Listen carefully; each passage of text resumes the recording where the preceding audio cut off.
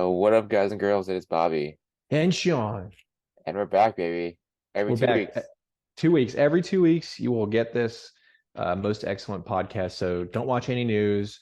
Don't follow any sports. Don't even report to your chain of command. Just wait every 2 weeks. We'll tell you what you've missed or what's important. Yeah, bi-weekly check-ins. Speaking of which, James is not on with us today because he is doing his own client check-ins. So we are down to a twosome today Oh my instead God, of our just usual like threesome. like old times. It's no longer our throuple. It's our double. Quick question before we get into the deep topics. If you had to choose between having a house full of human-sized ghost spiders or spider-sized human ghosts, which one would you want? Spider-sized human ghosts. A human-sized spider would be terrifying. Right, but I mean they can't hurt you. It's just an invisible ghost. After a while, I think it'd be like a cool almost ghost dog that would just kind of chill. Like if you had this giant tarantula just hanging out on your lap or something. Obviously, there would be some like maybe like Ghostbusters-esque goos that would come out, but it could never hurt you. But then I don't know how many spiders I've got in my house. I'm assuming there are a lot. There are probably way more than I think. So there might be way more big spiders than I was anticipating versus spider-sized human ghosts. Like I'm not going to see them, right? Yeah, I guess so. I mean, Would their voice change then? Do you think if the spider-sized human ghost would they have like the super high, almost oh, I think cartoonish so. voice? Yeah. And would that be audible then? Because that would be the other pain in the ass. If you were sleeping and all of a sudden one of these things came up next to you and just started, chatting your ear off. Yeah, I think the it have probably have like a higher voice, like the cartoonish, but I mean, I just would rather not be able to see them rather than, having a big ass ghost spider Right? Yeah, because I think I'd hanging also be out. freaked out if I just walked downstairs and flipped on the lights and Fred was, hanging out on our countertops. Oh yeah, 100%. Yeah, I Fred is can't the do name of the that. spider that'd be chilling in the house. Yeah, I can't do spiders. It's like the movie Eight-Legged Freaks. Remember that movie? Which one? Eight-Legged Freaks. Oh, I never saw it, but that was one with David, I, the I the can't dude tell from you the who's Screen movies. yeah, I can't tell you who's in it. I just remember watching in theaters and I was like in elementary school and being terrified of large spiders. I don't Yeah. like spiders personally. Oh, dude, I spiders and snakes I absolutely hate. I got a snake tattooed on my chest. I don't know why. But chalk it up to life lessons. Speaking of life lessons too, this is a fitness podcast, and all around news podcast, I guess. You've lived in New Jersey. I live in New Jersey. What would you say are the worst type of truck owners in New Jersey? If you had to like just narrow it down to a single brand. I would say like the Ford Raptors. For some reason, people will drive Ford Raptors in New Jersey. Yeah, I'd say Ford Okay, Raptors. Ford Raptors is up there. I think historically speaking, I hate the Dodge Ram. No offense to our great friend Daniel, I hate Dodge Rams. Every single time I'm driving very safe with my baby in the back seat, it's always a Dodge Ram that's coming up behind me that, is 3 or 4 inches higher than necessary. It's got the 4x4, the Hemi, and it's going incredibly fast. And it's New Jersey. It's not like you need that truck in New Jersey. Like what do you need that 4x4 capability for? Like you going up to Wawa Fest this year? Like is that really gonna break your snow out? Like I don't get it. I don't know. I think the Dodge Rams are usually work trucks. That's how I think of Dodge Rams. But like a Ford Raptor is one, not a work truck, and No. two, you're not riding, driving up sand dunes in New Jersey or like using the true 4x4. No, and I think the Raptor, while it is a very good looking truck, like I know you've got an F-150. I love your truck. The Raptor, even any of those like high-end trucks, I don't understand why you would purchase them. Because if you're getting a truck, I think there's an implicit, I'm going to go camping. I'm going to take this thing outdoors.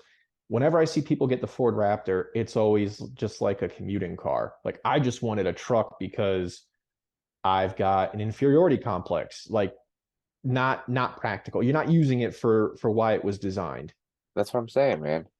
Yeah. Okay. Ford I'm Raptors for convinced. sure, The the Ford worst. Raptor, and it, again, I've got a Subi, so I'm pretty cool. I think I'm allowed to judge because I've also had a Ford truck. I had a Ford Ranger way back in the day. Rented pretty sweet trucks. Those are sweet trucks. I think they're one of the best trucks ever made. If only people that drove Raptors could just upgrade to the Ranger. How do you feel Um, about the Jeep Gladiator? Because those are also pretty high on my list of like terrible trucks. what's the Jeep Glad? Is that the The Wrangler? Wrangler Oh, with so stupid. Beyond stupid. That is I'm trying to think of like dumb things that have come out in the last couple of years that are worse than that. Uh Maybe the Hummer new Ford EV. Bronco. The Ford Bronco is just as dumb as that Jeep because neither one of them do what they're supposed to do to begin with. The new Ford Bronco looks like the Jeep Renegade. You It, talk about it's this. Well, there's two Broncos. They have the Sport, which I agree looks like ass because it's like the Jeep Renegade. yes, You have like the other Bronco, which looks pretty sweet. Have you the seen the old new? school Bronco is the best. The one that Dwayne the Rock Johnson has in Walking Tall, like that is the pinnacle of cool truck slash functional. Or he might even have a 250 in that. I'm not even sure. Like that style, the box here, it's bigger. The new Ford Bronco, when it was advertised, I remember seeing it going, oh, this is going to be a massive vehicle, like the H3. I thought they would just be big. And then you go and you see them and they're tiny. It's like the size of a PT Cruiser. Like it looks stupid. It looks like they designed a car for someone that's 5'6". Yeah, but the new Bronco, the two door, the Sport doesn't look very good, but the four door looks pretty sweet. Well, I'll You have have to to look it take up. a You have to look it up. The four yeah. door looks pretty sweet. We almost bought the four door, but it's like 70 grand for a new four door Bronco. Oh, it's ridiculous how expensive cars are. The Jeep Grand Cherokee Wagoneer is like 95K. The And Wagoneer, Grand yeah, Wagoneer, the yeah, wagon yeah, yeah. and the back is like as big as the Chevy Suburban. Like there's no space back there. Like you can put up a third row, but your third row passengers are hitting their head on the back windshield. Um, but yeah, that was if you've checked into your regularly scheduled Cronus Fit, this is now what our podcast has divulged into. We're talking cars. We're real gearheads if you can't tell. Yeah, speaking of cars, my truck might be kind of fucked up. I took it into the shop because the heat stopped working. Like we're just blowing out cold air. Yeah. And then they told me that they like put some more coolant in, and then they told me that my gaskets are need to be replaced. And they How many quoted miles do me, you have on it? That thing is only like a 14, isn't it? it's a 13 and it's got like 86,000 miles on it. I mean, I would think that your truck should be way better than, failing on that level.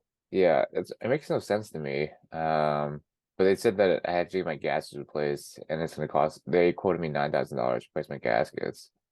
You're So I definitely find not that hard. covered by warranty either. No, it's not. I called Ford to see if it's covered by warranty. Still, it's not. That But sucks. What would cause that?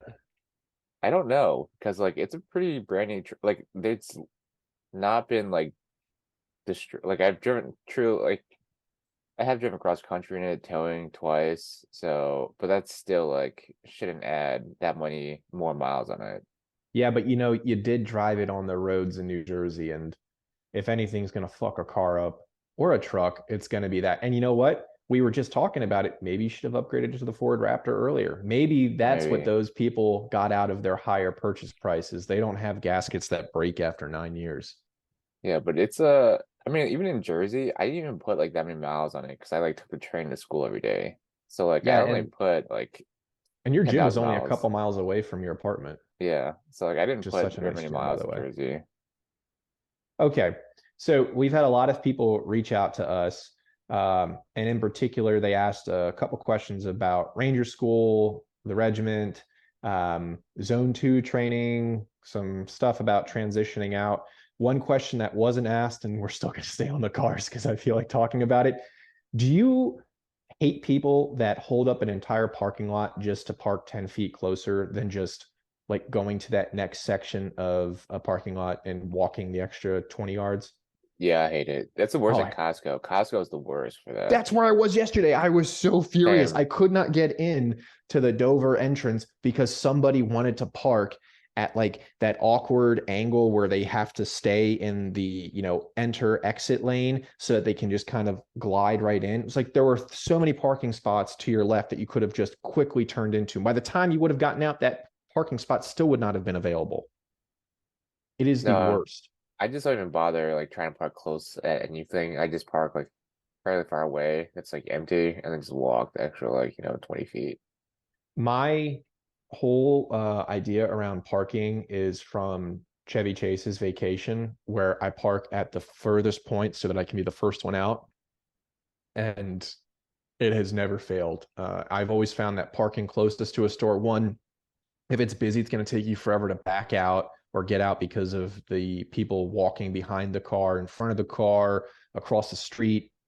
And then you got to contend with all the cars that are backed up waiting to get into your spot that are causing further mayhem. I can't stand close parking spots. I think it's one of those things that, like, unless you have a specific I can't walk very far, little leaflet, which still doesn't make sense because you're going shopping and walking around anyway. You shouldn't walk, you should just be prepared to walk like a quarter mile to get to the store at a minimum.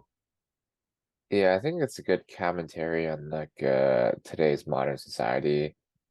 Although I, do notice like when I'm at Costco and I look, you ever like at Costco like look around and see the size of people that are shopping next to you? Oh, it's like going to the Walmart in the South. Do you ever like do cart judging, like judge them with these carts?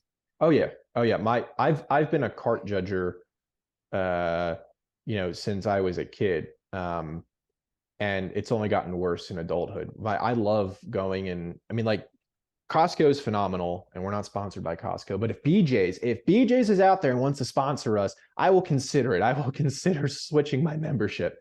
Um, Costco has a ton of fresh fruits and vegetables that we load up on every week. I can buy 5 dozen eggs. Um, what else does Costco have? They got a really great meat selection. Great So meats. yeah, we buy in bulk, we freeze, meal prep. Um, and then it's funny that you bring up Costco. We just got a blanket that's one of the most comfortable, soft blankets. I think it was for $7.99. We thought like, oh my God, there's a pricing issue here. There's no way this blanket's only $7.99. We'll wait until we, like, contract anthrax or whatever was put on the blanket to make it that cheap.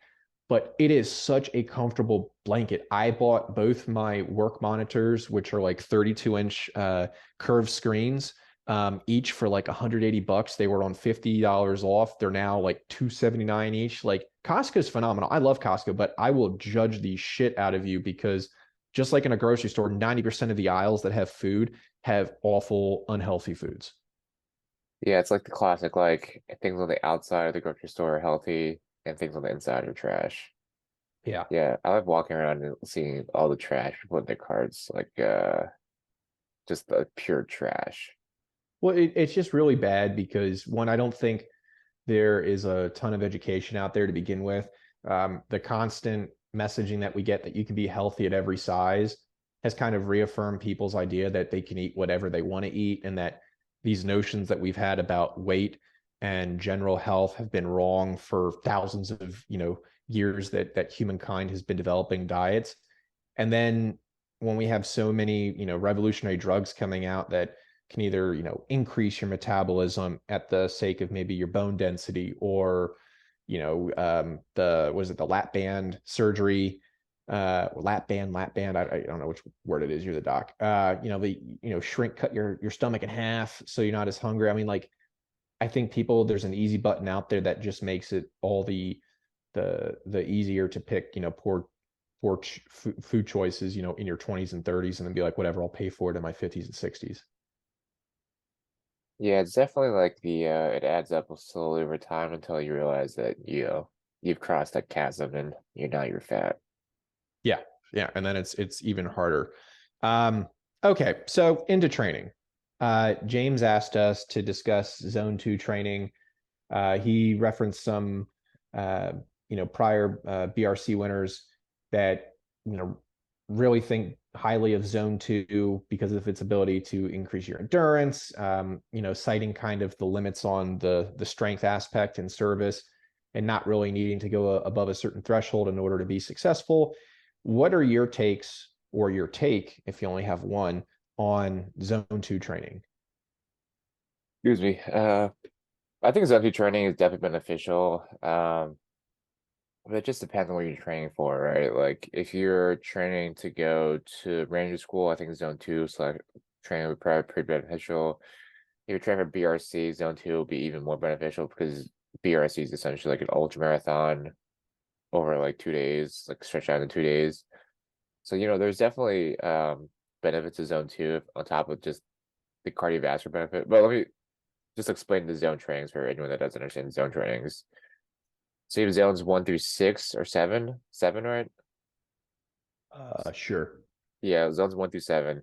One being like a walking speed, so like you're like at a walking or slow jog where you can do that for days, that kind of speed.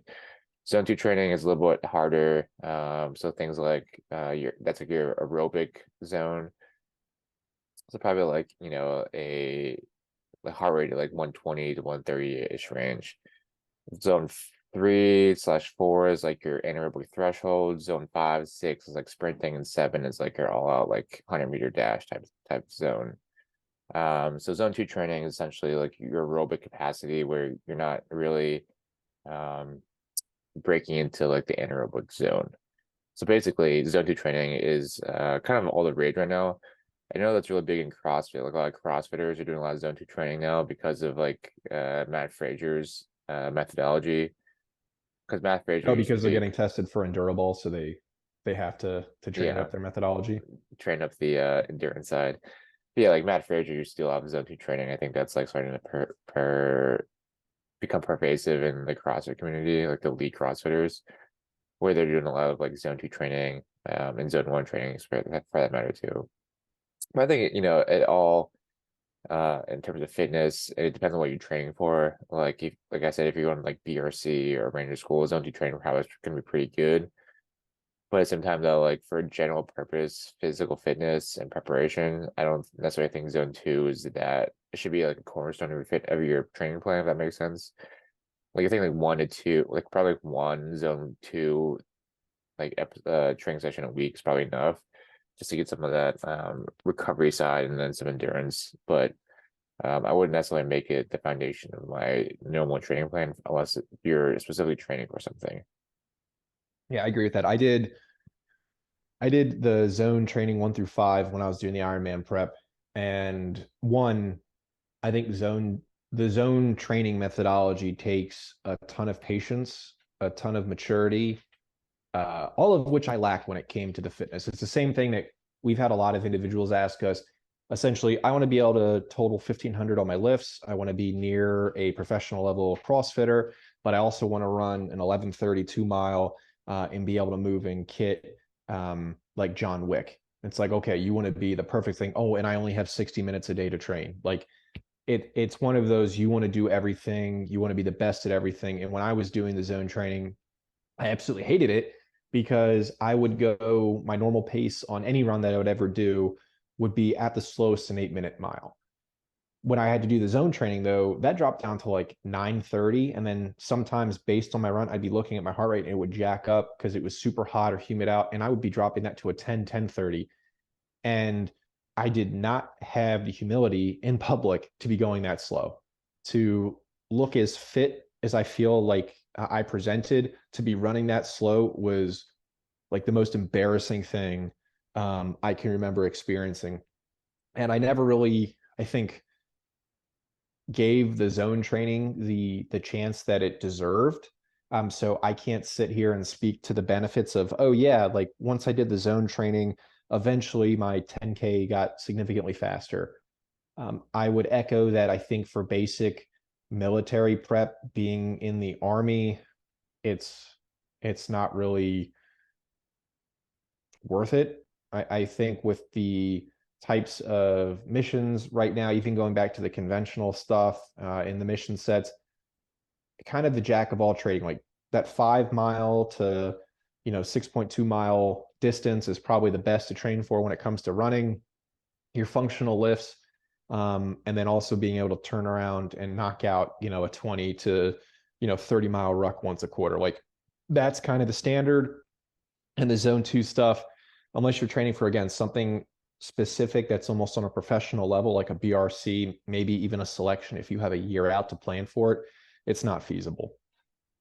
Yeah, I would say like you probably get more bang for your buck doing like some of the high intensity stuff that we program, because you can you still get some of the aerobic training out of doing the high intensity work without the time suck. Because like for zone 2 training to be truly effective, you talk about like doing like like 3 or 4 hours a week, or maybe 5 hours a week of zone training. And I know most normal people don't have that much time to hop on a bike or go for a run for like an hour and a half a day or something like that. Yeah. And again, with the humility aspect, if you're using some sort of a system like Strava to track your runs and record them and people can follow them, it's like, holy shit, I don't want people to know that I ran a 10:15 for 16 miles. That's slow as shit. Like I'm way faster than that. So I would say, in the same vein, that if you're training up for a ranger school, but like you don't want to dive full on in because you don't want to lose your gains, and people have asked us before, like, hey, I still want to be able to bench 315 for 20 reps. Like, do I really need to do push-ups? It's like, well, yeah, what's the end state? If the end state's to go and knock out 49 perfect push-ups, uh, that's probably not going to be practical. Do push-ups, work on your run. You're going to suffer in some regard. So if you're going to do the zone 2 training, understand that you're probably going to like lean out significantly, and you're going to lose something somewhere else. It's a good point. It's always like there's always trade-offs that you make with everything, especially in fitness. A lot of trade-offs. Next question that we had was, is Ranger School antiquated for the 75th Ranger Regiment?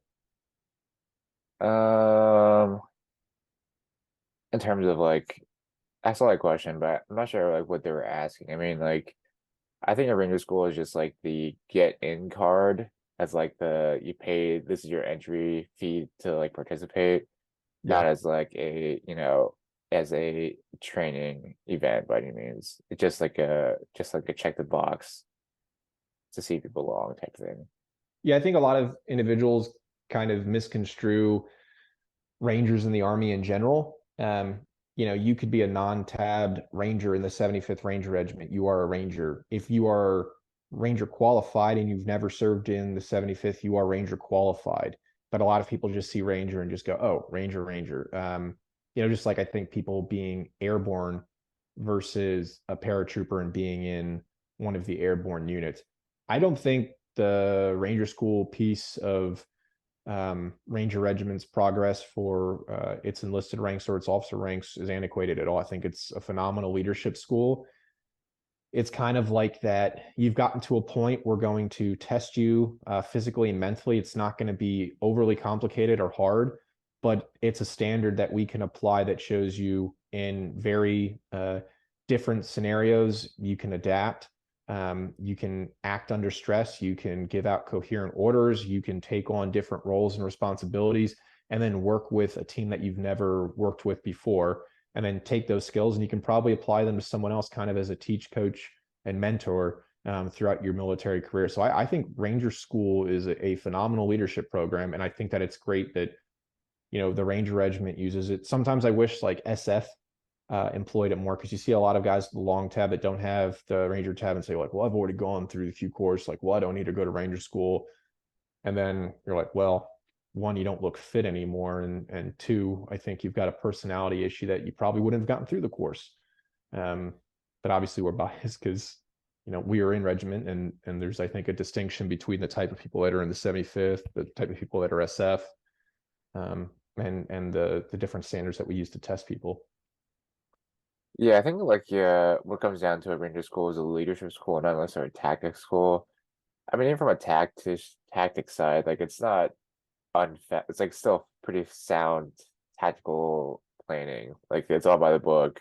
It's all doctrinally based. I don't even necessarily think it's like a bad school in terms of that aspect. I just think that Ranger School is really just, especially you talk about Ranger Regiment, It's just a way to punch your ticket in and so show that you have put in the time and effort and actually belong in the organization.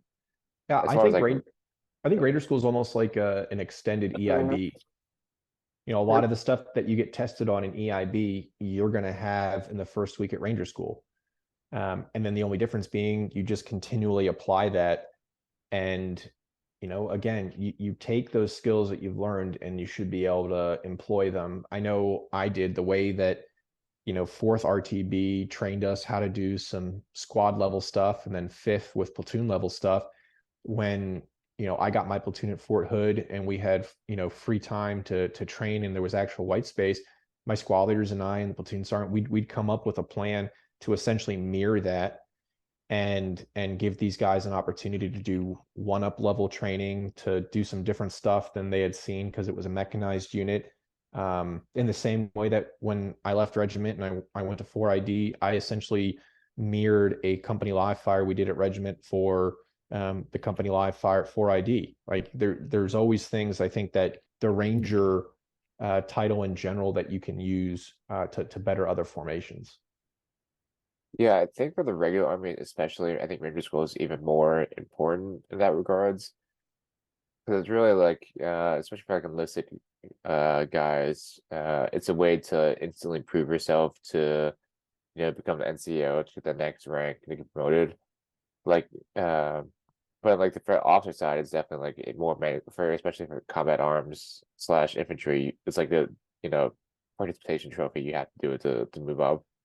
But Especially IBOLC. IBOLC is like the longest pre-ranger course that's out there. You literally do pre-ranger for, I think it's now 16 weeks, might have even gone up to 20 weeks, where you're going from team up to platoon to company level operations.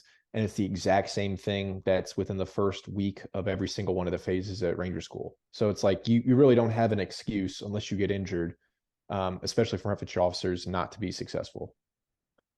but for like the non-infantry guys, I think Ranger School is a huge like resume builder, and then also like kind of it helps your career a lot when you get it, especially for like the non-combat arms. It definitely distinguishes you from your peers, and if you're enlisted, it sets you up for promotion a lot faster, I think. Yeah, I remember my dad was a field artillery officer. He went to Ranger School, and that was just one of the big things that when he walked into an infantry formation, when he was doing fire support, it was like an immediate recognition of, okay, this we've gone through similar training, and it's weird to say, but you almost trust that person more because they've gone through similar hard stuff. And not to say that if you don't have your tab, you aren't trusted, but from like the infantry community and the infantry officer side of the house, that so many of your peers have it. It's like, okay, you should be able to go get it too. Like I immediately have some connection and some bond with you because you didn't have to go get it. You went and got it anyway. And, here we are together. I think it's interesting you bring that up because I think the Marine Corps does that pretty well. Like TBS, the basic school, where all Oh yeah. officers go through the TBS and they'll have a shared like mental model for for everything. I think that's like something the Marine Corps does pretty well. Also, the Marine Corps Well, does like every infantry or every Marine and rifleman too pretty well. yeah, I love it. I love the fact that when you meet a Marine, unlike I think in the Army, which may be part of its marketing in the last 2 decades, but the Marines is like every Marine is a rifleman. Like that is drilled into your head. So you don't really think about, oh, well, there's clearly infantry Marines, there's, tanker Marines. But in the Army, it's very much compartmentalized. Like, oh, you were in the Army, what'd you do? In the Marine Corps, you don't ask that. It's like, oh, you were Marine. It's like, oh, okay, yeah, you were Marine. I get it. But the Army doesn't have that, and I wish it kind of did. Like, I wish that it was almost a requirement, and the school's not big enough to facilitate it. But it's like if you're combat arms as an officer on this side of the house, I think it's kind of it should be a requirement to go to Ranger School or try out. Um, but I don't know. I mean that's always been my opinion, just because I grew up with idolizing my dad and seeing that he had his Ranger tab and being like, all right, well, I mean, at a minimum, that's what I got to get. If I'm going to join the Army, that's the standard. Even before I went to Ranger School, the day before, I talked to my sister and she goes, "Oh, by the way, Sean, just remember, Dad went through this school as a field artillery officer back in the '80s, and he went straight through. So don't fuck it up." Right? Oh, thanks. Like, No more pressure. I got it. Yeah, I think, but it does require a bit of intestinal fortitude if you're not combat arms or not infantry to go get it too, which is why I think it like definitely helps out uh, with your career progression if you get your ranger school or get your tab. It shows your peers and your peers that you're the type of person that will go above and beyond what's required of them. Yeah, absolutely. I mean, I think it's so impressive. It's impressive when non-infantry guys that are combat arms get it. It's even more impressive when you see guys that are like chemos that have it, AG that has it. Man, obviously there are a ton of Rangers in the 75th that aren't, infantry MOS that have their tab, and you're just like, holy shit. The fact that you thought about Ranger School, went and did it when really your branch doesn't need it. Like nobody looks at your branch and goes, oh, you're AG, you don't need it, but you went anyway. I mean, I think it speaks volumes about that idea of like, personal growth, challenging yourself and going and doing something that's, above what's required. I think that kind of leads into the next question we had. Someone asked about like enablers in regiment, and I think we can probably extend that to like enablers and SOF, and what their general fitness has been like. And I think kind of probably how they mesh with those formations. What are your thoughts on that? It depends on who you're talking about in terms of enablers. When I think enablers, I think of like the 17th dudes, like the Air Force guys, the JTACs, who are always like, quite frankly, like the best that I've ever worked with as far as enablers. And then EOD guys are always pretty good. Um, everybody else is like organic to the regiment though. Like your Intel K9 are pretty much like in regiment organic, so it's not really like what I would consider like a true enabler. Yeah, I would say that the Air Force dudes that I've worked with, I've been super impressed by. Incredibly knowledgeable, usually uh, as in shape, if not more in shape, because I feel like they've almost got something to prove coming in. Like they're not going to be, there's only a platoon's going to go out with maybe two of them, so they're definitely not going to be the ones that show any fatigue.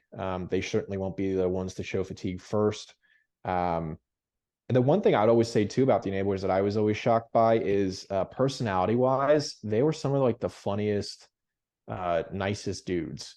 And maybe because they didn't have too many individuals that they had to answer to within the company or the battalion because they were enablers. But I mean, just the nicest people.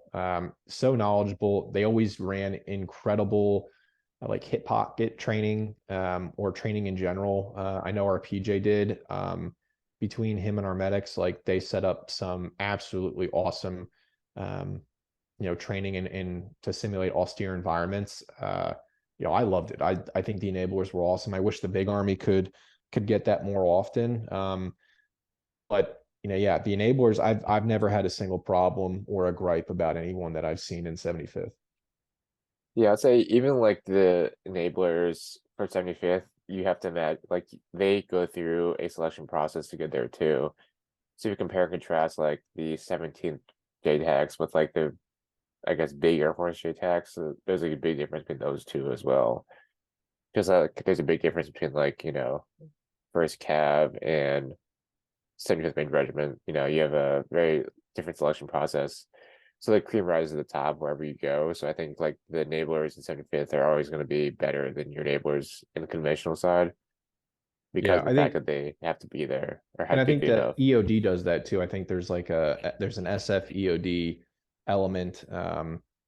Because I've seen the EOD that we've had that have gone out with us compared to the EOD I had when I was at first cav. Right. There's a stark contrast. Maybe Right. not so much like in knowledge because they both were very competent, but I think from that we talk about fitness level, there was just I mean like night and day difference between that. Um, Burnout. When's the last time you experienced burnout with like a training plan? And how did you get over it? Oh, I experience burnout all the time from a professional side. Training side, probably the last time I did a burnout was probably like when I was really big into CrossFit, like doing 2 days trying to get really good at CrossFit. It's probably like 4 or 5 years ago was the last time I burned out physically. Yeah. But Uh, professionally, I can talk about burnout professionally a lot. okay, well then how do you get over burnout professionally? Because you've been a surgeon now for what, 2 years up there at Lewis? 2.5 years. Yeah. So at what points do you find that there's a period of the year that you experience burnout, or is it with your rotations, or talk us through your burnout experience? So typically, burnout, I get probably like once or twice a year. Definitely like towards the end of my second year of training, I was pretty burnt out in terms of just because our second year is pretty busy. It's our busiest year, I think, and kind of our hardest year.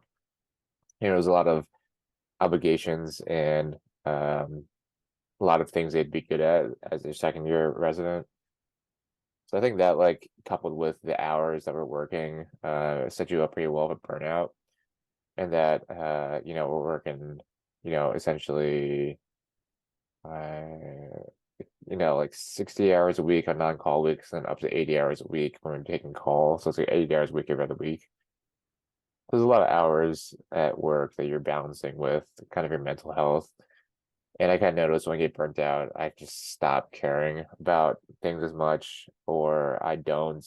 I kind of dehumanize people more, especially patients, like dehumanizing patients and not really taking or listening to their concerns, and more so just thinking about like how inconvenienced I am rather than how terrible it is for the patient.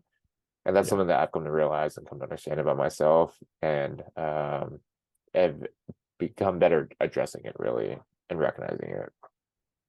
Do you think your burnout is maybe lined up with like this external realization that maybe like what you thought about the profession isn't there? Like it's more maybe like a combination of being tired and jaded, or tired and facing an obstacle and maybe not immediately overcoming it. Like do we think that some burnout isn't necessarily like you are truly just exhausted from working, but it's compounded by something else?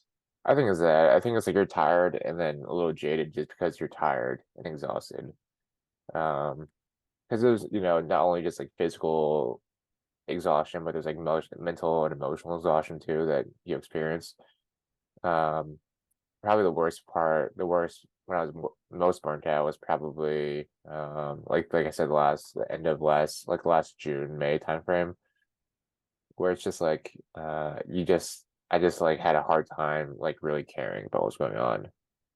How did you re-energize that empathetic side of Dr. Bobby? It was just kind of refocusing, like, and instead of looking at like patients as work, because I think you can fall into that trap of like looking at patient care, taking care of people as just like work or more tasks that you have to do. So it's like the dehumanizing aspect of it.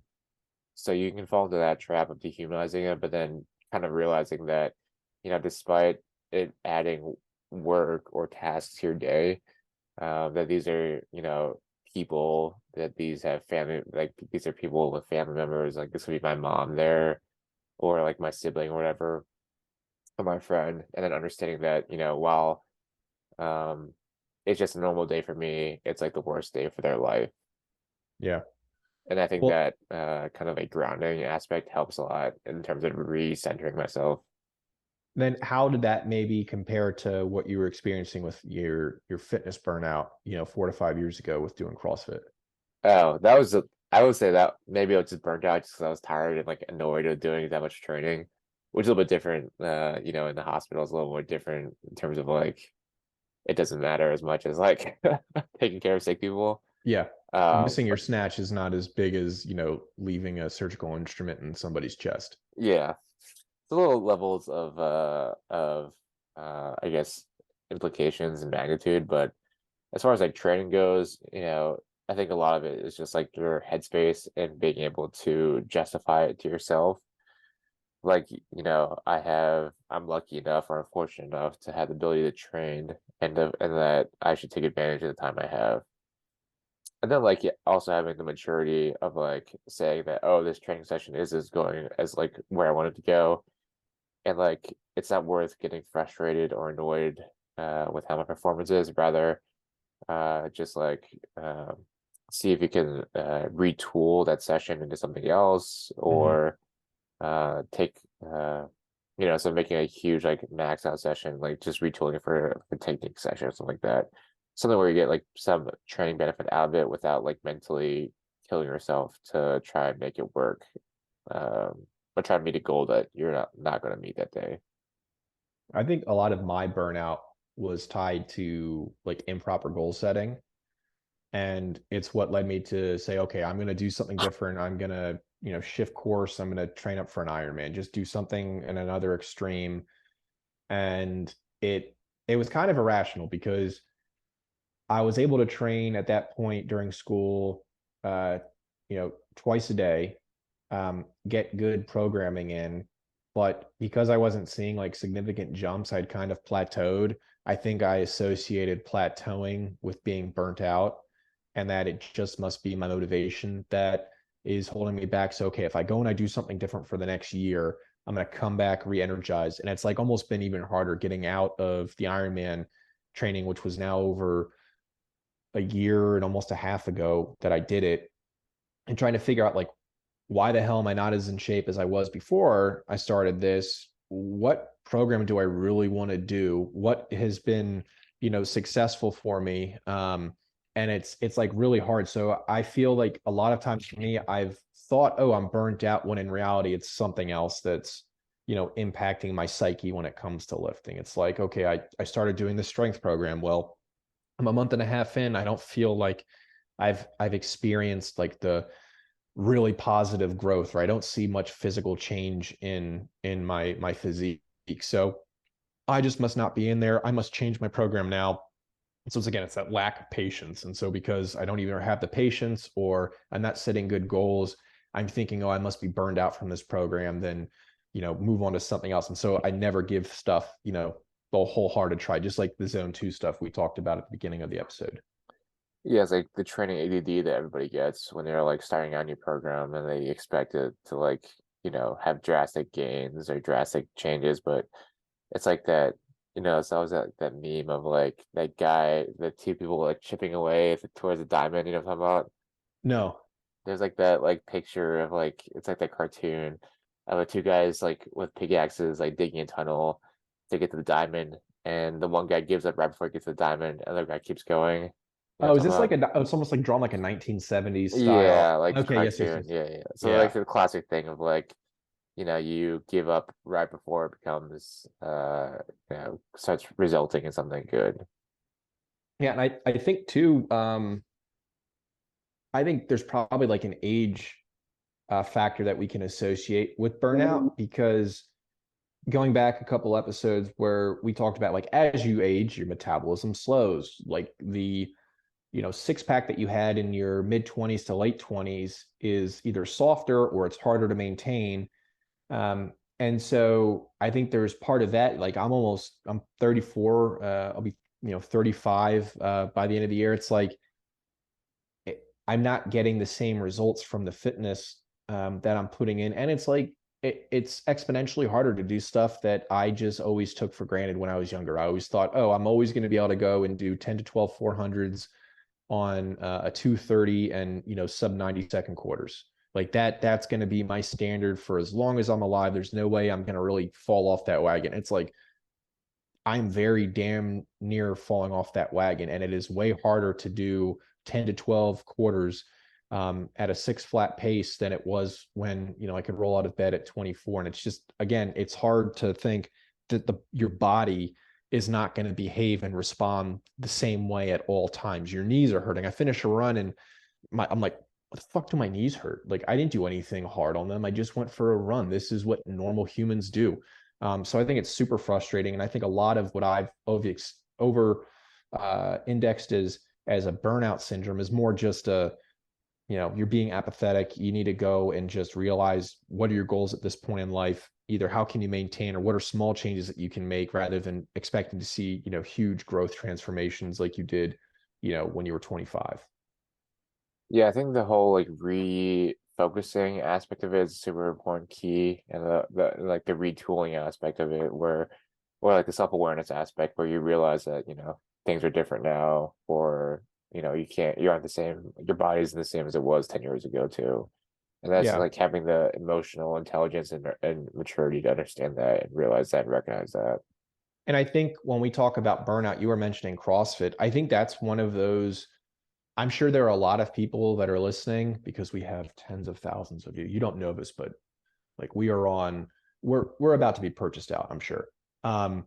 But there's a lot of people I think that did CrossFit in like, circa 2011 to 2015, 16 that were doing two-a-days, that were seeing the benefits of that training before I think CrossFit went like super gymnastic heavy and, introducing a lot of this weird shit.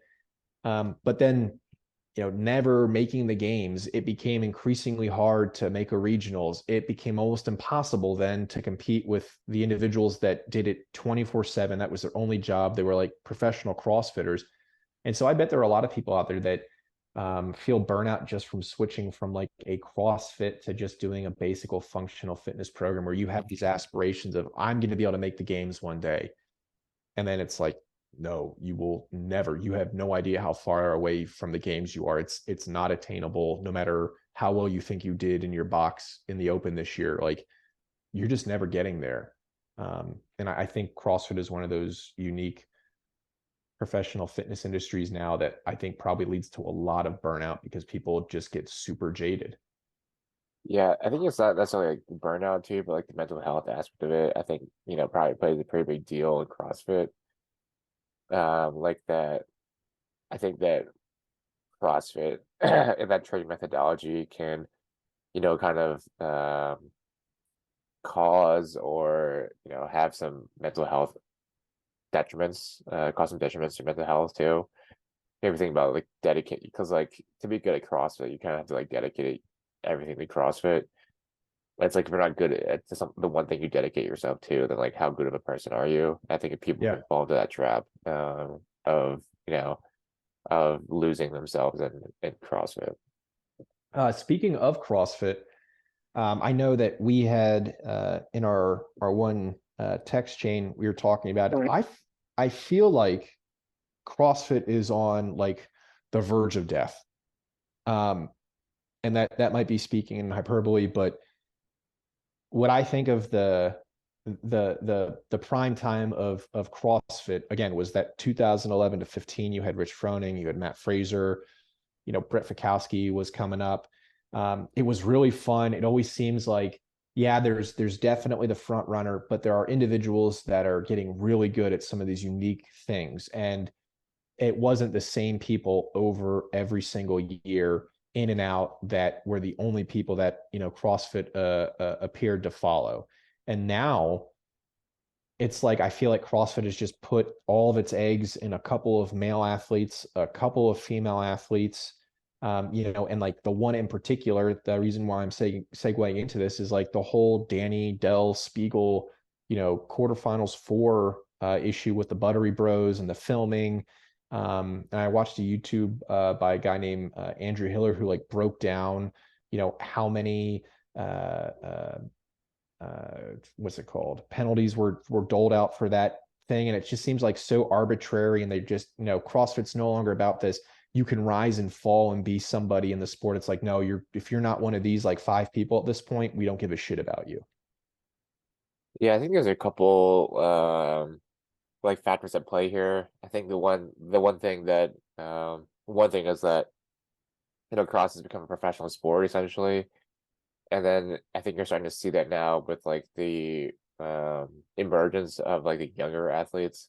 Like you have like a bunch of like teenagers now that are like you talk about Matty like O'Brien, yeah, like Mal number O'Brien. one yeah, Mal O'Brien, yeah, sorry.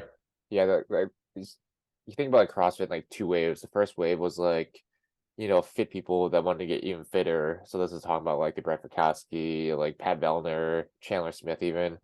Like they're pretty fit people that like wanted that then took on CrossFit to get fitter and made that a profession. And then now you have like the emergence of like the teenagers who have only done CrossFit since they were like, since they were kids, and now became professional athletes because they grew up with CrossFit. So I think Yeah. that's like the kind of the split right now is like you have like the other athletes that did CrossFit, and now you just have CrossFit athletes. If that makes sense. So I Yeah. think And that it's plays into it. it's hard to follow too, because you look at like the media types in CrossFit, it's like the same people that were covering it back in the day that are covering it now for CrossFit HQ. And I mean, it's almost like boring. It's like we're going to see the same thing every single year. Um, was it Justin Medeiros has won what 2 or 3 years in a row? I couldn't tell you anything about that guy other than he has a mullet and he's like 5'6". Um, but what I can say is like watching the whole CrossFit scoring debacle. It just I don't know how you make that a professional sport with any standards when people are getting cut for reps on something that's like I don't know that it's so that's such like an opinionated decision that could potentially ruin someone's life for not making the semifinals or not making the CrossFit Games in general, and then deciding when to not administer a penalty, and this whole like 15% of your score gets cut instead of it being like, no, you didn't do the right standard, you're fucking out. I think that's where like I draw a line with CrossFit. And I used to watch like the Buttery Brothers religiously. I thought that was like a really entertaining thing. And then now it's just, I feel like CrossFit is really gimmicky. And it's not attainable. People aren't signing up for the open anymore because there's like no hope. Like, oh no, I'll just text you what my score was and we can compare that way. There's no reason I need to pay $20, $50 to compete against somebody that I know it's going to be the same 20 people every single year. Yeah, I think that's also a factor of like CrossFit becoming like trying to become a professional sport and trying to take it professionally too. Um, where it's like, it's still like a kind of fledgling, you know, athlete, I guess, model where it's like they derive a lot of their kind of popularity from these large influencers too in the influencer space. So it's not, the company's best interest for like to like crush Della Spiegel because she has like the what 1 million Instagram followers or whatever, and Yeah. like she's one of the largest CrossFit names out there. Yeah. So Like it's she not was in the on best Titan interest. Games. Yeah. So it's obviously Um, not like the company's or the company has a CrossFit's best interest to like, you know, destroy her and then her to get salty and then go do something else like I don't know, like an LIV, OnlyFans. like an LIV tour compared to the PGA. Like, can you imagine Yeah, if some exactly. Saudi startup started a CrossFit esque, program? I would also say that one of the things I disliked about CrossFit that I thought they were moving towards, but I think they've stopped, is it was always really focused on like these. I almost think they were like short guy workouts. And you saw like all the people that were successful. I think the one thing that kept Brett Fikowski from never winning the games, it's like he literally cannot move in some of these things as fast as a 5 foot nothing Fraser, 5 foot nothing Medeiros. I think Pat Vellner's larger than they are, but still short. But then they started programming in a lot of the kind of military prep stuff that we're seeing. We're going to see an oak course run. You're going to go on a 3 to 5 mile run. You're going to do a bike crit. Um, that stuff I was really excited to see. And then they throw in something weird like a fucking marathon row. And they want to say we're the fittest on earth. You know what I think is the fittest on earth? We talked about it a couple of weeks ago. The physical 100. There needs to be a part of the fucking games where you wrestle. Like I want to see Chandler Smith body motherfuckers. I want to see him just like that's fitness. The fitness is being able to walk into an alley in the middle of the night and beat the shit out of somebody because your work will just never stop. You are going to outwork the other person. So it's cute that you can, deadlift 550 pounds. It's cute that you can put 380 over your head. It's not cute though if you get tapped out in about 2 seconds because you don't have the mental fortitude to deal with a chokehold because somebody's driving their forehead into your neck and you don't know how to roll out of it. Like that's if CrossFit wants to come back from this and just get my opinion on it, which obviously they want it, bring some sort of like physicality into it. Put the 20 finalists into a giant pit with one medicine ball and say, hey, whoever has it in an hour, you win this event. First person to like tap out or get thrown out of the ring, like negative 20 points. You're cut from the games. Like show why this functional fitness pays off. Like I think we've got a decent marketing ploy here. Our functional fitness leads to, fitness results in uniform. Like when you put on your kit, when you go take the RPAT, when you go do the RPFT, when you get on your ruck, like these things translate to your service. What the fuck does CrossFit translate to? What, just being better at throwing a kettlebell in the gym and, you know, making sweat angels on the floor? I want to see tangible results. Again, bring combatives into CrossFit. That's like when the was it like 2000 like 8 or 9 when they had the softball throw, and then you could see like how many athletes couldn't Oh, how throw a unathletic ball. so many people. But then the games they bring in like the shooting where they shoot like the air gun. Oh, the biathlon one, It's like, yeah. okay, the tactical games already do that shit and they're way better at it than you. Like, don't make it this thing of like, how can they control their breathing? Like that, those experiences in the world about having to translate to doing this like really extreme movement into shooting is so infrequent for people. What's not infrequent though is like a physical altercation. Like just drill that. That's pretty infrequent though. If you talk about the average person, that's pretty I think infrequent. it's way more frequent than like, you know, responding to a mass shooter event in kit after doing 100 burpees. Like I think one of them will probably come in handy and be more useful than, again, being, you know, an excellent marksman you know, when you're tired, which I don't have a problem with. I think it's great training. I think it's awesome. There's a whole community that gets into this. I think it's really cool. If you've never seen the tactical games, like they do some really awesome stuff. It's the same stuff that, like, you know, again, BRC kind of built on. But for like lay people, just keep it simple. Take them, put them in a ring, and, you know, whoever pins the other person fastest wins. Like whoever gets a tap fastest wins. And let them throw, you know, hands. Just open palm slaps, no closed fist stuff, but like make it entertaining. It's like, what's the point of having all those muscles? But Just like you just to show be muscles, fit. Just be fit. but be fit for why? Be fit for why? Yeah, be fit for why?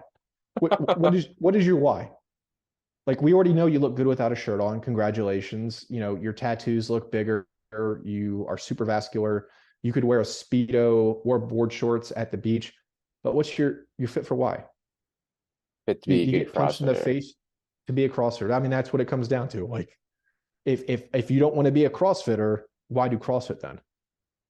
Just do CrossFit. I know, but the why, like you should go, like when I walk into a gym, when I walk into my gym in my garage, it's like, okay, what is my why? My why is when one of these wacky scientists brings back fucking dinosaurs. Not only am I big enough to take an ankylosaurus by the neck and take it to the ground, I'm also fast enough to outrun the person next to me in the frozen food aisle when a raptor decides to jump through the fucking window. These are the things that play up in my head. So what is your fitness why? If CrossFit can't answer the why of like, you know, being able to, you know, punch a guy in the face and stay up in the fight, like, then what's the point? To look good naked and to make money doing fitness. Yeah, That's I'm what I'm people's whys are. okay. If that's your why, then just say it. Like, you know, that should be the first thing that you see on like CrossFit's main page. Don't know why you're here, but damn, your Instagram's gonna blow up if you can get shredded like this guy. Well, That ain't far from the truth, I don't think. That's not far um, from the truth. okay. One of the last questions. Carb loading. I think we've both done RP in the past. I think there are a lot of other programs out there that you can do for free without spending like an enormous amount of money on their template. But a lot of the ones that I've seen have always been like, you know, you load your carbs up at the beginning of the day and then eventually kind of cycle off by the evening. Is that sustainable? Is that something that is you know, continue beyond your, you know, diet or your, you know, period? Is that a lifelong thing that people should follow? I'm not sure in terms of carb loading. I've never really like carb loaded in like the class goes on the carb loading for like, for like bodybuilding shows. It's like the classic carb loading. I feel like for endurance event, carb loading takes like a period of days to carb load to pump your liver of glycogen. So I've never really done carb loading in the classic sense. But yeah, I don't know. I don't know how Do useful it is. Yeah. yeah, I typically just like intuitively will have more carbs in the morning than I do in the evening. And I feel like I'm just bastardizing the idea of like not eating too much at night before I fall asleep, waiting a couple hours after I wake up before I have my first meal. Like I feel like I'm just mixing up, two basic concepts. But yeah, that was one thing that a couple of people have asked us about: when's the right time in the day to fuel, when's the right time in the day to consume, any one of your macros. And Oh, in that regard, I think it depends on your own body type. Like personally, I can't train with like food in my belly, so I almost have to like if I do anything like high intensity training or any training for that matter, it has to be essentially after like 3 to 4 hours of not eating because I get like really bad like reflux if I like work out. Like I burp shit up, like burp stuff up when I work out. If I have anything heavy. So like if I was to have like a really tough like cardio intense training session, I'd probably eat like some fruit or like some oatmeal, something that's pretty light that doesn't sit in my stomach, and then like concentrate most of my calories post training. But that's me personally. Some people do better with like, a lot of carbs beforehand for training or like eating beforehand training. Some people are better that way, but personally, I just know over the years that I just can't train with like anything in my belly. yeah, I avoid training with food. I would eat like maybe a piece of toast with some butter before going to PT when it was like an hour and a half before you were actually going to work out. But if I eat within an hour of working out, I'm dead. I'm not. Whether it's a mental thing or an actual physical thing, I just won't be able to get over some hurdles, and I'll just use that food as an excuse for why like a training period didn't go as well as it should have. When I finish a workout, though, I'm usually pretty adamant um, that like eating within 30 minutes is beneficial, and at least getting some some basic macro breakdown shortly thereafter, and trying to rebuild whatever muscle group that I really worked. Yeah, they say like the anabolic window isn't nearly as influential as it was purported to be back in the day. You remember like the everyone always said you have to get like 30 minutes or you lose your gains. Yeah, your gains you'll lose them. They're you just wasted 2 hours, man. It's not nearly as like influential as people thought it was, but definitely, you should probably get most of your nutrition post workout regardless. You know, with the timing wise, probably not as like important to get immediately after. Yeah, yeah, I definitely think so. All right, so see, I think we covered everyone's stuff. You got anything more to add before what you got anything cool coming up in the next 2 weeks before our next awesome podcast? I don't really have much going on. I've got like I'm going to San Antonio next week, which I'm not looking No, forward to. no, why would you? I mean, San Antonio is like it's dirty. Yeah, I have to go to a course called C4. It's like Combat Casualty Care course, I think that's what it stands for. It's a pre-workout. It's gonna be a waste of time. Yeah, pre-workout. Yeah. Well, the thing is like it's like it involves like field time where you Oh do no. like Oh no, the docs go to the field. Oh no. Probably gonna put your kid on backwards. Well, I don't think we have kit. I don't know like what I had to like buy another set of uniforms because I only have like one set of uniforms. Since they switched over to OCPs, I literally only have one set of uniform. Like that I wear. I can't tell you the last time I actually wore my uniform. Probably it's been like Wow. a year plus the last time I wore my uniform. Hashtag surgeon privilege. It's supposed to it's like kind of a waste of time because apparently the point of the course is to like teach ATLS, which is American Trauma or Advanced Trauma Life Support. Basically, it's like how to do trauma, like manage trauma patients or whatever, Yeah. which we already do as surgery. Like that's like our job. So like I'm going to a course that is going to teach me how to already do my job. When are you gonna do EFMB? I'm probably never going to do it, Okay. Okay. to be honest. I felt the same way about EIB. I was like, why the fuck do I need to do this? Like, I've got Yeah, my CIB and I got my Ranger tab. Like, I think both of those are, kind of the results of what you should be doing with EIB. I yeah. also never had an opportunity. I would do it, but did I care that I didn't know? Yeah, it's like EFMB. If it's ever convenient for me to do, I might do it. But what I've heard about EFMB is that the tasks they have you do is like taught a certain way, and they want you done doing a certain way. which isn't always realistic of life. So like the It's like Ranger tasks, School though. yeah, but like I guess. I wanted to do EIB as like a junior lieutenant. I think it should be one of those things that it's like incorporated if you are at Benning for either triple C or for IBOLIC, and whatever that annual EIB period is. If you are in the schoolhouse, then the schoolhouse should set aside like the 2 weeks to do EIB. Because when I was at First Cav, when I left to go to Regiment, they did EIB. So I missed out there. When I was at the 75th, when I went to go be a general's aide, they did it like a month later, missed out on it there. And then 4ID, I got to the unit like the week that they did EIB. So I have never even had an opportunity to entertain. I think it would have been like one of those things. And we say this about Ranger School, like if you want to go do it, you go do it. There were other, I think, brigades that I could have probably jumped in and done the EIB if I really, really wanted to get after it. But again, I just didn't. It was one of those things like if they could have come out with a badge that would have been CIB, EIB, like they were talking about, or like they make the rifle gold. I was all about badges. I would have absolutely done that at that point. Like my uniform's cooler looking. Absolutely. Let's get more flair. I want 15 pieces. Yeah, it's like that's how kind of I feel about the EFMB. It's like if it's like convenient for me to do, and I know it's like probably kind of goes against the ethos of what we talk about in CrossFit Yeah. of like being doing a little bit extra, but Yeah. Shame on I you. Shame. yeah, Shame. I just have no desire to do it. Like it does not matter to me one bit, one iota. Yeah. I'll tell you what I do spend a lot of my time on now. And if I was in the army, I don't think it would be any different. Season 4 of Love is Blind is on Netflix. Disgusting. You don't want, okay. Do you watch Vanderpump Rules? No, man, I don't watch any of that stuff. Okay. Well, thank you for not calling it shit for a second there. I thought you were going to disparage it. Do you watch The Bachelor? No. Oh my God, dude, you missed out on a phenomenal, as Zach would call it, sex week. It was a phenomenal, phenomenal memed out experience. Do you watch Next Level Chef with Gordon Ramsay?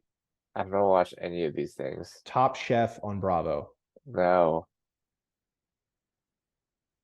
We just finished watching The Last of Us, and then we always watch Sopranos. Sopranos Wait, is on a wait, running wait, wait. loop around the house. Last of Us, like the one Pe- with the Pedro chimpanzee Pascal. thing back in the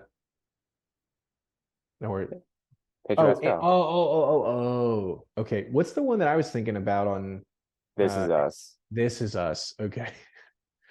Okay, sorry. Something about us, you know. Yeah, yeah, Yeah. yeah. Last of Us, Pretty I've good. stopped watching. Oh, that's pretty good. I again I read the like the spoilers of what the game plot is because they haven't, like changed too much of it. I don't it's just I do this. I'm sorry, I do this to What's myself. wrong with you? I, I just thought there'd be more zombies. It doesn't sound like the zombie menace is as much as the, human drama that the show develops. It should just be about zombies. Okay, did we talk about this yet? We were going to sign off. That show is so fucking illogical. There is no fucking way those things one survive in like the Northeast. Anywhere where it gets cold, those things are dead. That was the whole thing. Like they it was able to make the jump into humans because the fungi evolved to be able to survive at our temperature. Okay, well, if they survive at our temperature and our fucking body drops specifically to like, exterior factors like -30 degrees or sub-zero temperatures like Boston would get, that fungus is dead too. So how do these things last for years? Second question, if they eat everything, right? Like say there's that general period where they've eaten all that they can eat, the human body, that this thing that the fungus is living through, still needs water, still needs nutrients. I don't think that thing like transition to photosynthesizing itself and pulling water like moss from the trees that they get stuck to. And then years later they're living sub underground like in St. Louis, and they just pop out and they are physically strong, freakishly fast. Bullshit. That whole I just poked so many holes in that storyline. I can't watch. It's a TV show, one. Two, it doesn't have to make sense. You have to turn off the brain. It's like The Uh, Mandalorian, Star Army of Wars, the Army of hello. the Dead made sense. Yeah, Army of that the made a Dead lot made of sense. it made a ton of sense. Oh, That's what did you would watch happen in Army of Vegas. Thieves? Oh wait, that's the one I'm. Oh no, that was the precursor, The right? precursor with the I German did not dude. watch that. No. It's pretty good. I thought it was entertaining. Okay. Yeah, but see, Army of the Dead made sense because all these zombies got stuck outside in the desert sun, and then they were like, look it, they just baked to death. They are just dead. And there's only a handful that are alive, and it's the idiots that try to go in and, grab a quick fortune from the vaults of Vegas that got eaten that helps sustain these bodies. And there's a element of like, alien maybe genome, because there are several points in the movie that like alien ships are seen both at the beginning and at the end. There So are. yeah, at the very beginning when the convoy is rolling down, right before they flip, there are two UFOs that are in the top right corner of the screen that like zoom out of frame. There's a whole alien like subcomponent to that movie. Oh, I never noticed that. Of course you didn't, because you're not like a total idiot like I am. Like you wouldn't. But like that movie is plausible to me. Walking Dead, not plausible. There's no way. Again, you gotta sustain the human body. After a while, just like a corpse, that thing is falling apart, dead. Like the brain, it's not like the brain just stays fucking fully functioning, firing on all cylinders without any source of nutrition from the body. So again, if there was a mass zombie apocalypse, you just need to stay in a bunker in the Northeast for like one cold season. After that, you're good. Nothing else is coming up there. Fucking move to Alaska, move to the tundra in Canada. Sure, you're going to have to deal with a lot of zombies in the first year that speak Quebecy or, speak some bastardized version of French Canadian. Hit them with a hockey stick the next season. If they've not thawed out, you're good.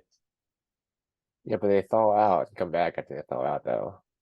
Why though? The body is But they're dead. not human. That's the whole They point. They're they not are human. human. They are sourced from humans. It's not like, they just stuck this weird like into their brain and it was like, oh, I'm more than human. I am better. Like you are still human to the core.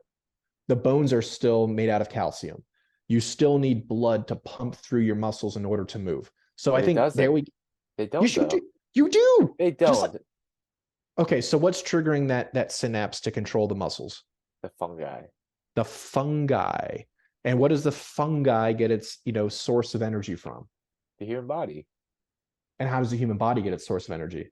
It doesn't need to get injured. That's why they die after a while. No, no, but The they don't die fungi after takes a them. while. That's the whole fucking point They of the do show. die, They've been out there for years, but they do die at years. some point. At some point, they die.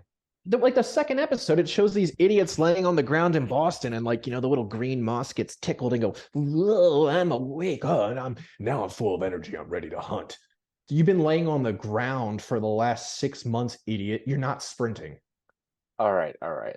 I think it's a good show, but The Sopranos is a good show. Better show. That's Objectively realistic. speaking. We live in Jersey. That's 100% the You truth. live in North Jersey, so that's like I live in, so really. I'm even more into it. You know what? First thing that I did when I convinced my wife that, yeah, we're going to stay in Jersey, I bought her a tracksuit. I bought her an Adidas tracksuit. Dude, I want to get tracksuit.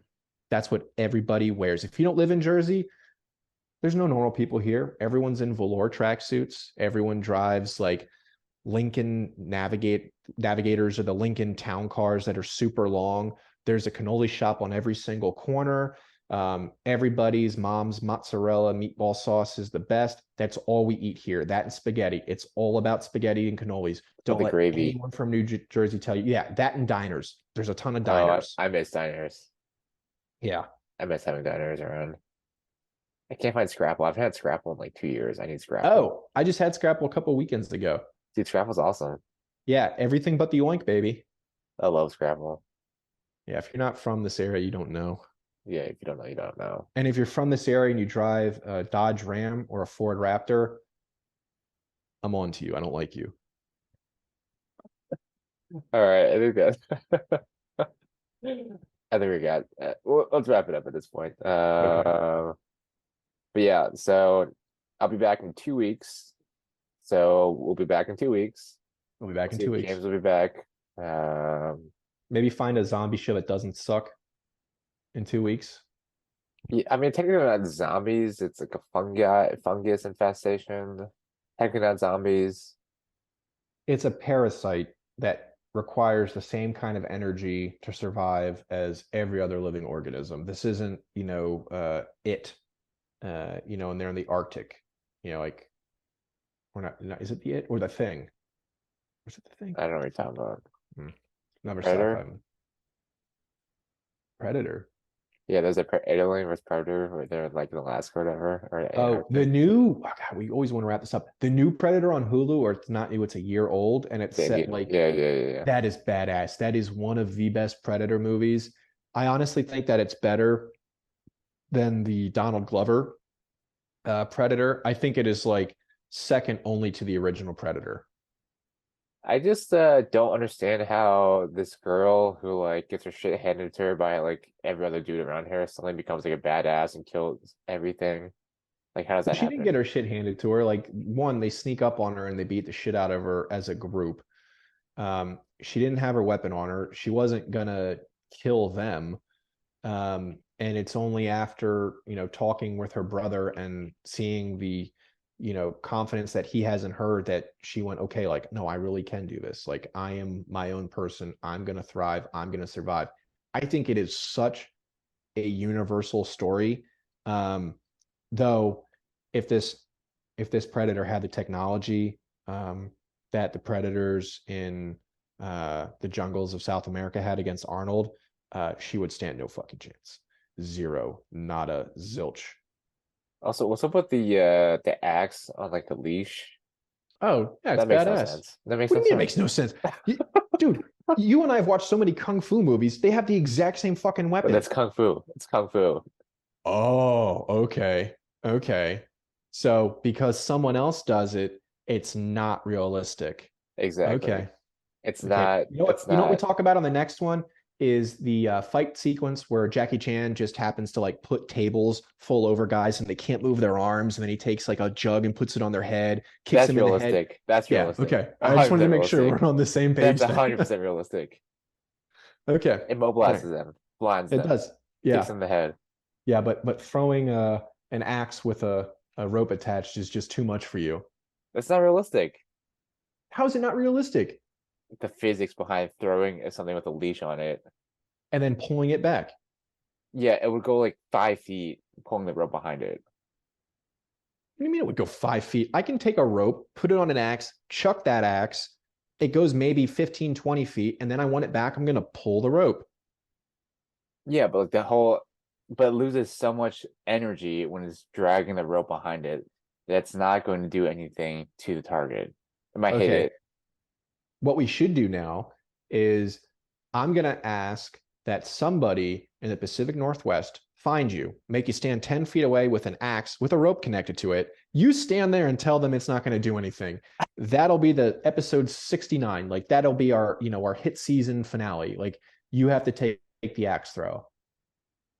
All right, fine, put it out there. And then you can apply the 4 C's of care to your body. Like you'll be trained. But they're not like 10 feet away. It's like a moving target. I don't know. It doesn't make sense. Dude, in the Great Wall, Matt Damon and Pedro Pascal balance 2 cups with 2 arrows. That's realistic. Okay. That's realistic.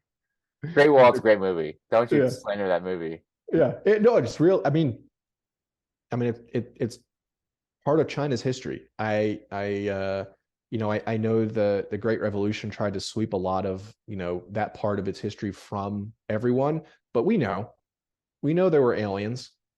We We know why watched the that wall was movie. built. It wasn't the Mongolians they were protecting themselves from. It was the giant reptilian beasts. Good movie. Anyways, with that, we'll catch you guys next time. Peace. Later.